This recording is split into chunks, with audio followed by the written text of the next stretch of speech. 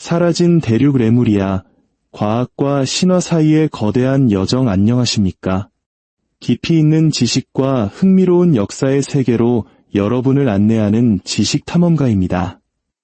혹시 세계 지도를 바라보며 지금은 존재하지 않는 미지의 대륙을 상상해 본 적 있으신가요? 인류의 역사 속에는 아틀란티스처럼 바다 밑으로 사라졌다고 전해지는 전설의 땅들이 존재합니다. 오늘 우리는 그 중에서도 가장 기묘하고 매혹적인 이야기, 바로 인도양 깊은 곳에 잠들었다는 환상의 대륙, 레무리아의 흔적을 따라가 보려 합니다. 과연 레무리아는 무엇이었을까요? 고도로 발달한 문명이 존재했던 잃어버린 대륙이었을까요? 아니면 단순히 19세기 과학자들의 가설이 거대한 전설로 부풀려진 것에 불과했을까요? 오늘 저희와 함께 이 미스터리한 대륙의 흔적을 따라가는 여정에 동참하고 싶으시다면 구독과 알림 설정을 통해 저희의 탐험에 힘을 보태주세요. 여러분의 응원 하나하나가 저희가 더 깊은 지식의 바다로 항해하는 데 큰 동력이 됩니다.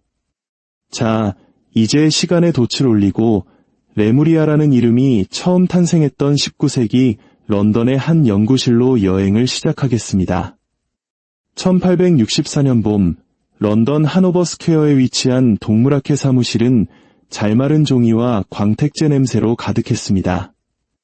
지식 그 자체가 향기를 내뿜는 듯한 차분하고 안정적인 공간이었죠.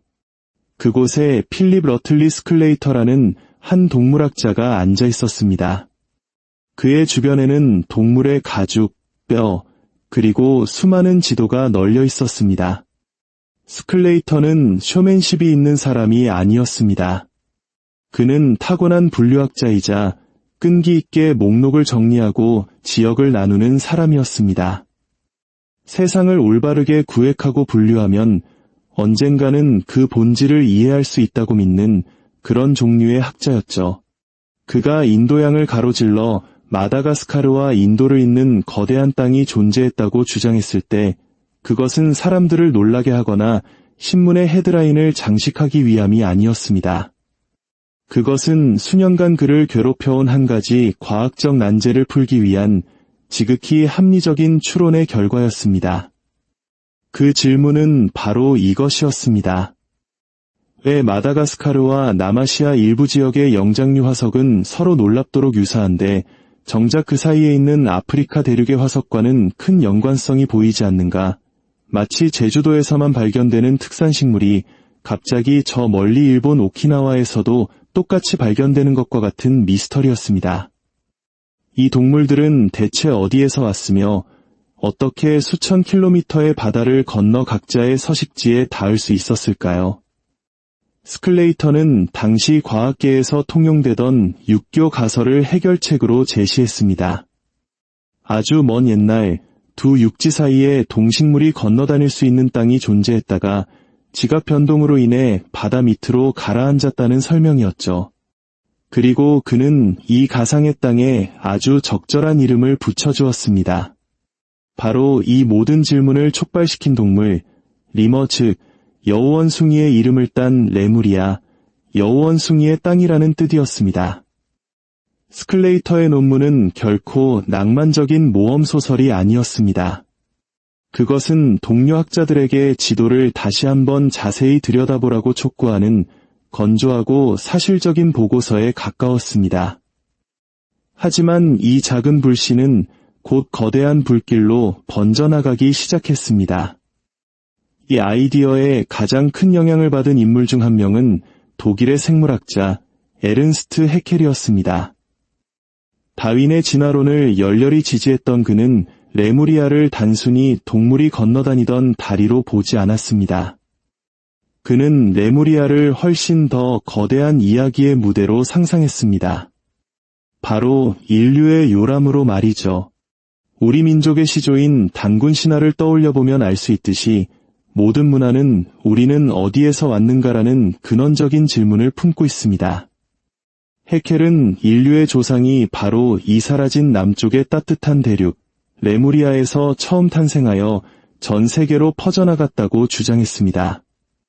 아직 인류의 기원에 대한 화석 증거가 거의 없던 시절, 그의 주장은 매우 설득력 있게 들렸습니다. 해켈의 가설은 한 네덜란드 의사의 인생을 통째로 바꿔놓았습니다. 유진 두보아라는 이 의사는 해켈의 책을 읽고 인류의 잃어버린 고리가 틀림없이 아시아 어딘가에 있을 것이라 확신했습니다.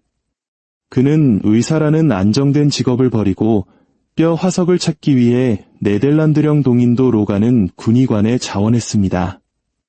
그리고 1891년 그는 자바섬의 솔로 강둑에서 마침내 인류 진화의 역사를 뒤흔들 발견을 해냅니다. 바로 자바 원인 내의 두개골 화석이었습니다. 이 발견은 레무리아 가설에 엄청난 힘을 실어주었습니다. 비록 레무리아 대륙의 직접적인 증거는 아니었지만 인류의 기원이 아프리카가 아닌 아시아일 수 있다는 해켈의 주장을 강력하게 뒷받침했기 때문입니다. 이렇게 레무리아는 한 동물학자의 소박한 질문에서 시작하여 인류의 기원을 설명하는 거대한 과학적 가설로 성장했습니다. 하지만 이야기는 여기서 끝나지 않았습니다. 과학의 영역에 머물던 레무리아는 곧 신비주의와 오컬트의 세계로 넘어가며 완전히 새로운 옷을 입게 됩니다. 19세기 후반 뉴욕의 한 응접실. 러시아 출신의 귀족 여성 헬레나 블라바츠키는 신지학협회라는 새로운 영적 운동을 창시합니다. 그녀는 과학이 설명하지 못하는 고대의 지혜와 숨겨진 법칙이 존재한다고 주장했습니다. 그리고 1888년 그녀는 자신의 필생의 역작인 비밀 교리를 출간합니다. 이 방대한 책 속에서 레무리아는 과학적 가설을 넘어 장엄한 우주적 신화의 일부가 됩니다. 블라바츠키는 인류가 여러 뿌리 인종의 단계를 거쳐 진화해왔다고 설명했습니다. 첫 번째 인종은 영적인 존재였고 두 번째는 북극 근처에 살았으며 세 번째 뿌리 인종이 바로 레무리아 대륙에 살았던 레무리아인이라는 것이었습니다. 그녀가 묘사한 레무리아인들은 우리가 아는 인간과는 전혀 다른 존재였습니다. 그들은 키가 거대한 거인이었고 처음에는 자웅동체였다가 알을 낳는 방식으로 번식했다고 합니다. 심지어 머리 뒤에는 주변의 기운을 감지하는 제3의 눈이 있었다고 주장했습니다. 이 눈은 훗날 퇴화하여 현재 인간의 뇌 속에 있는 송과선이 되었다는 것이죠. 그녀의 레무리아 대륙은 화산 폭발과 지각 변동으로 불타오르며 멸망했고 호주와 이스터 섬 같은 곳에 그 흔적이 남아있다고 했습니다. 블라바츠키의 이야기는 과학적 용어와 신화적 상상력을 절묘하게 뒤섞어 놓았습니다. 그녀는 스클레이터와 해켈의 이론을 인용하면서도 물질주의적 과학의 한계를 비판하며 그 위에 영적인 의미를 덧씌웠습니다. 이 신비로운 이야기는 당시 과학의 발전과 함께 영적인 공허함을 느끼던 많은 사람들을 매료시켰습니다. 레무리아의 전설은 여기서 한 걸음 더 나아가 태평양을 무대로 하는 무대륙 이야기로 변주됩니다. 제임스 처치워드라는 영국 출신의 작가는 자신이 인도의 한 사원에서 비밀스러운 고대 문자판을 해독했으며 그곳에 무대륙의 역사가 기록되어 있었다고 주장했습니다. 그가 묘사한 무대륙은 태평양 전체를 아우르는 거대한 제국이었습니다. 인구는 수천만 명에 달했고 이집트, 마야, 잉카 문명은 모두 무대륙에서 건너간 식민지 개척자들이 세운 것이라고 했습니다. 여러분, 칠레 이스터 섬에 있는 거대한 모아이 석상을 아시나요? 처치워드는 이 석상들이 바로 사라진 무대륙을 향한 그리움의 증거라고 주장했습니다. 그의 책들은 베스트셀러가 되었고 무라는 이름은 레무리아를 대체하여 대중문화 속에 깊이 뿌리내렸습니다. 소설, 영화, 심지어 만화에까지 등장하며 잃어버린 낙원의 대명사가 되었죠. 그런데 이 사라진 대륙 이야기가 아주 뜻밖의 장소에서 강력한 힘을 발휘하기 시작합니다. 바로 국가와 민족의 정체성을 찾는 정치적인 도구로 사용된 것입니다. 남인도의 타밀 민족주의자들은 레무리아 이야기에 자신들의 고대 전설을 결합시켰습니다. 타밀 고전 문학에는 쿠마리 칸담이라는 바다에 잠긴 전설적인 땅에 대한 기록이 있었습니다. 그들은 이 쿠마리 칸담이 바로 레무리아이며 위대한 타밀 문명의 발상지였다고 주장했습니다. 이러한 현상은 우리에게도 낯설지 않습니다. 고대 우리 민족이 만주를 넘어 광대한 영토를 다스렸다고 주장하며 민족적 자긍심을 고취하려는 일부의 움직임처럼 당시 영국 식민 지배하에서 자신들의 고유한 역사와 정체성을 찾고자 했던 타밀 민족에게 쿠마리 칸담은 잃어버린 황금시대를 상징하는 강력한 신화가 되었습니다. 레무리아는 과학적 근거를 제공하는 듯한 이름표가 되어주었죠.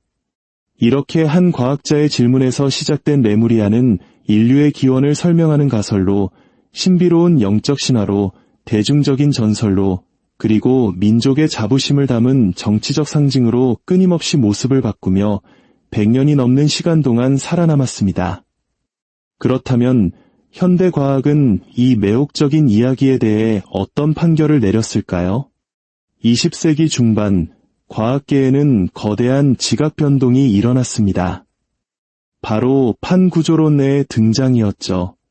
알프레트 베게너가 처음 제기했던 대륙 이동설이 수십 년에 걸친 연구 끝에 마침내 정설로 받아들여진 것입니다. 판구조론은 지구의 표면이 여러 개의 거대한 판으로 이루어져 있으며 이 판들이 맨틀 위를 떠다니며 서로 충돌하거나 멀어지면서 대륙과 해양이 형성되었다고 설명합니다. 이 이론은 레무리아라는 가상의 대륙 없이도 왜 마다가스카르와 인도의 화석이 유사한지를 완벽하게 설명해 주었습니다. 아주 먼 옛날 인도와 마다가스카르, 그리고 남극과 호주 등은 곤드와나라는 하나의 거대한 초대륙으로 붙어 있었습니다. 시간이 흐르면서 이 대륙이 갈라지고 흩어지면서 현재와 같은 대륙 분포가 만들어진 것입니다. 여우원숭이의 조상들은 땅이 갈라지기 전에 자유롭게 이동했던 것이죠. 또한 해양 탐사 기술의 발전으로 심해 지도가 만들어지면서 인도양이나 태평양 바닥의 거대한 대륙이 가라앉은 흔적은 어디에도 없다는 사실이 명백해졌습니다. 결국 과학적 관점에서 레무리아 대륙은 존재하지 않았습니다. 그것은 판구조론이라는 더 완벽한 설명이 등장하기 전 당시의 지식 수준에서 제기되었던 합리적이지만 틀렸던 가설이었습니다. 하지만 이야기는 여기서 끝나지 않습니다. 레무리아는 과학의 세계에서는 사라졌지만 인류의 상상력 속에서는 여전히 살아 숨쉬고 있습니다.